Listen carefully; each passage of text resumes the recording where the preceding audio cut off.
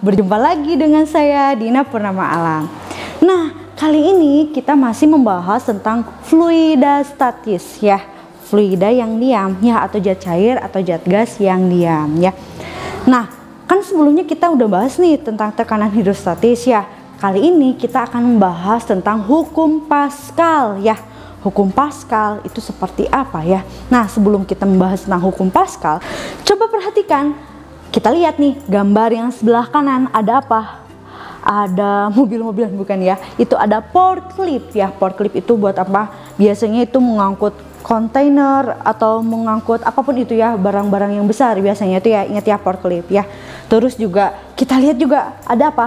Ada juga dongkrak hidrolik. Biasanya kalau dongkrak hidrolik itu kalau misalkan mau memperbaiki yang di bawahnya atau ganti ban atau apa, dia didongkrak dulu ya menggunakan dongkrak hidrolik, jadi kuat tahan, jadi si mobilnya itu bisa naik ke atas. Dan kita lihat juga di sebelah kanan ada tempat cuci mobil ya, bener gak?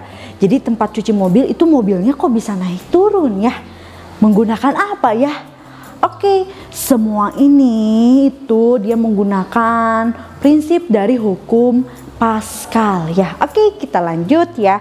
Kita akan bahas tentang yang namanya hukum Pascal ya. Jadi ternyata bunyi hukum Pascal itu, kata si Blaise Pascal itu katanya mengungkapkan bahwa tekanan yang diberikan suatu zat cair pada ruang tertutup diteruskan sama besar ke segala arah ya. Jadi kalau misalkan ditekan itu dia akan bertekan atau ditekan ke semua arahnya ya.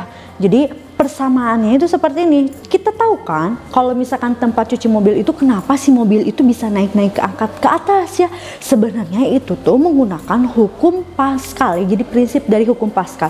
Jadi tempat cuci mobil itu dia naik ke atas, ternyata di bawahnya itu dia ada sejenis bejana kayak ya. Dia menggunakan hukum Pascal. Jadi gimana caranya si mamang tukang cuci mobil itu mencet tombol, si mobil jadi naik ke atas. Ternyata di bawahnya itu ada sejenis bejana U ya. Tadi kan ternyata tekanannya itu, kata hukum Pascal itu dia menekan ke segala arah ya. Jadi di si mamang, misalkan ini si mamang tukang cuci mobilnya, terus ini mobilnya bisa naik ke atas. Nah, ini itu ada sejenis bejana U. Jadi gaya yang diberikan si mamang kecil, misalkan luas penampangnya juga kecil, tapi si mobil, pas di si mobil luas penampangnya harus besar. Kenapa? Karena harus mewadahi atau misal menampung si mobil biar naik ke atas ya. Gimana caranya? Dengan gaya yang kecil itu si mobil bisa naik ke atas. Makanya katanya tuh ya, si gayanya itu harus, misalkan kalau gayanya kecil maka luas penampangnya kecil, tapi yang sebelah sini gayanya besar, luas penampangnya besar ya. Jadi walaupun gaya yang diberikan di sini kecil, tapi kan luas penampangnya kecil ya. Nah, mengakibatkan ketika kalau misalnya kita perhatikan ya, ada gaya. Nah, di dalam si wadah itu biasanya ada fluida. Ya, fluida itu boleh zat cair, boleh zat gas, biasanya gas ya. Nah, si gas itu kan dia terdiri dari beberapa partikel nih. Dia bergerak ke segala arah. Akhirnya menekan juga kan ke segala arah. Dari si mamang cuci mobil misalkan menekan tombol, terus si gaya di luas penampang kecilnya itu diberikan gaya, maka si fluidanya itu bergerak menekan ke segala arah, akhirnya menuju ke luas penampang yang lebih besar untuk menampung si mobil agar naik ke atas ya. Jadi akhirnya ketika tekanannya bergerak ke segala arah menuju luas penampang besar, akhirnya gayanya pun besar ya. Jadi di hukum Pascal itu persamaannya itu ternyata kan tekanan itu gaya dibagi luas penampang ya. Gaya dibagi luas penampang. Ingat, kalau misalkan luas penampangnya kecil, luas penampangnya besar, gak masalah ya. Kalau misalkan bejananya itu dia sama pada ketinggian yang sama, maka tekanan yang di kanan, di luas penampang kanan yang kecil atau di luas penampang kiri yang besar, ketika sejajar maka tekanannya besar. Maka tekanan yang pertama itu bakalan sama dengan tekanan yang kedua. Maka hukum Pascal itu dia akan mengalami persamaan F1 per A1 itu sama dengan F2 per A2 ya. Jadi tekanan itu kan berbanding, gaya itu berbanding lurus dengan luas penampang ya. Jadi F1 per A1 itu sama dengan F2 per A2, di mana F1 itu gaya satuannya Newton, A itu luas penampang satuannya meter persegi, F2 itu gaya juga ya, A juga luas penampang. Makanya ketika mobil dicuci mobil ya, dia naik ke atas, dia memerlukan luas penampang besar, tapi gayanya juga yang dihasilkan besar ya. Walaupun tukang cuci mobilnya itu dia memberikan gaya kecil karena luas penampangnya kecil ya. Gimana caranya? Karena dia akan mengalami persamaan ya, ketika dia sama posisinya sama belum naik, maka tekanan yang sebelah sini itu bakalan sama dengan tekanan yang sebelah sini. Oke ya. Jadi dengan memberikan gaya yang kecil pada pipa 1 akan menghasilkan gaya yang lebih besar pada pipa 2. Nah, itu persamaan dari hukum Pascal ya. Nah, selanjutnya ternyata dari hukum Pascal itu memang aplikasinya itu yaitu peralatan hidrolik ya. Tadi kan kayak forklift, terus apalagi dongkrak hidrolik, terus alat pencuci mobil juga ya. Jadi prinsip hukum Pascal ini banyak digunakan untuk peralatan hidrolik ya, seperti dongkrak hidrolik, pompa hidrolik, rem hidrolik ya. Biasanya di mobil-mobil besar ya ada rem hidrolik, terus dan mesin pengepres hidrolik ya. Jadi prinsip ini digunakan karena dapat menghasilkan gaya yang besar dari pemberian gaya yang kecil ya.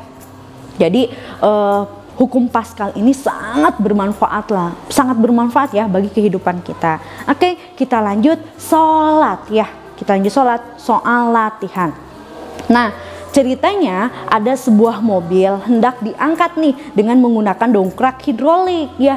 Bila pipa besar memiliki jari-jari 25 cm dan pipa kecil memiliki jari-jari 2 cm, berapa gaya yang harus diberikan pada pipa kecil bila berat mobilnya itu 15.000 Newton? Maka kita ketahui ini bisa diselesaikan menggunakan persamaan hukum Pascal ya. Diketahui nih jari-jari besarnya 25 cm, jari-jari kecilnya 2 cm, gaya besarnya atau mobilnya F2 nya 15.000 Newton. Nah, kita ketahui jari-jari itu dia ada hubungannya sama luas penampang. Jadi luas penampangnya belum ada kan. Hukum Pascal itu kan F1 per A1 sama dengan F2 per A2. A-nya luas penampangnya belum tahu, maka kita cari dulu. Karena kan udah diketahui ini jari-jari luas penampangnya pasti lingkaran ya. Jadi luas penampang lingkaran itu apa? Pi R kuadrat. Artinya luas penampang itu berbanding lurus dengan jari-jari dipangkatkan 2 ya. Maka kita dapat nih F1 per F2 sama dengan A1 per A2 ya. Jadi F1 itu F2 dikali A1 per A2 ya, jadi 15.000 Newton dikali 2 kuadrat karena R A itu kan berbanding lurus dengan R nya dikuadratkan ya, 2 kuadrat kali V kan PR kuadrat ya, dibagi 25 kuadrat kali V. Kenapa nggak usah diubah dulu kena meter? Karena atas bawah dua-duanya cm, jadi boleh saling menghilangkan. Maka gaya kesatunya itu berapa? 9,6 Newton.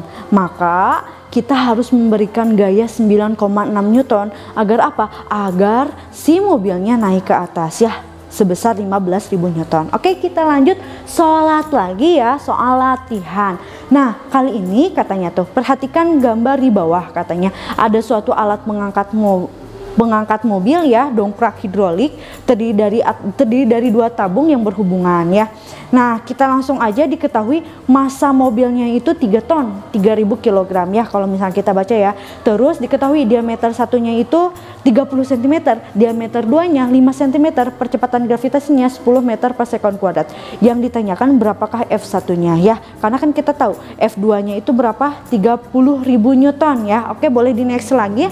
Nah, ternyata kita ketahui ini dongkrak hidrolik ini menggunakan persamaan atau hukum Pascal, F1 per A1 itu sama dengan F2 per A2. Nah, tapi kita ketahui luas penampangnya belum tahu, adanya diameter. Luas penampang ada hubungannya dengan diameter ya. Luas penampang itu boleh pi R kuadrat atau 1/4 pi D kuadrat. Maka luas penampang itu berbanding lurus dengan jari-jari dipangkatkan 2 atau berbanding lurus dengan diameter dipangkatkan 2. Maka dari hukum Pascal F1 per A1 sama F2 per A2 boleh diganti. Jadi F1 per F2 itu sama dengan apa? D1 per D2 kurungan dikuadratin ya, kurungin dikuadratin ya. Maka didapatkanlah si F1-nya. F1-nya berapa? Yang 3.000 Newton, 3.000 kg itu massa si mobil. Berarti massa si mobil beratnya itu 3.000 kali 10, 30.000 Newton itu dianggap F2 ya. Jadi F2-nya 30.000 Newton. Diameter ke satunya berapa? Diameter satunya 5 kuadrat, diameter keduanya 30 kuadrat. Maka dihasilkanlah F1-nya berapa? 833,33 Newton ya. Jadi gaya yang harus diberikan agar mobil terangkat itu harus sebesar berapa? 833,33 Newton. Ingat ya, luas penampang itu berbanding lurus dengan jari-jari dipangkatkan 2 dan berbanding lurus juga dengan diameter dipangkatkan 2. Nah, itulah soal-soal latihan tentang hukum Pascal ya. Jadi pokoknya ingat ya, hukum Pascal itu prinsipnya ketika keadaannya pada ketinggian yang sama, maka tekanan yang sebelah kanan dan sebelah kirinya itu sama. Maka F1/A1 sama dengan F2/A2. Ingat ya, F itu gaya, A itu luas penampang. Luas penampang itu ingat berbanding lurus dengan jari-jari dipangkatkan 2 dan berbanding lurus juga dengan apa? Diameter dipangkatkan 2 ya. Semoga dimengerti ya. Terima kasih.